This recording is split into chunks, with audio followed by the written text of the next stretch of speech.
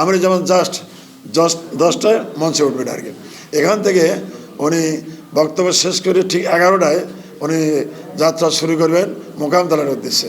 মোকামতলায় 11:30টায় পথসভা আছে, ওই পথসভায় উনি ভাষণ দেবেন। ভাষণ শেষে উনি বগুড়া আলতাফুর নাজা খেলার মাঠে ওনার জনসভা আছে, ওখানে যোগ দেবেন ইনশাআল্লাহ। বাংলাদেশ জামায়াত ইসলামী গাইবান্ধা জেলা শাখার উদ্যোগে আগামী 24শে জানুয়ারি আগামীকাল আমাদের গাইবান্ধা জেলার ঐতিহাসিক জনসভা অনুষ্ঠিত হতে যাচ্ছে। এই জনসভায় প্রধান অতিথি হিসেবে উপস্থিত থাকবেন বাংলাদেশ জামায়াত ইসলামীর সংগ্রামী আমির, বিশ্ব নন্দিত নেতা ডক্টর শফিকুর রহমান।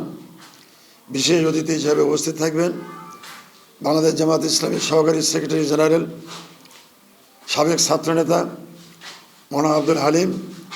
দীর্ঘ 1 বছর 1 মাস পর আবার উনি গাইবান্ধায় আসছেন। ওনার এই শুভাগমন উপলক্ষে আজকের আয়োজন।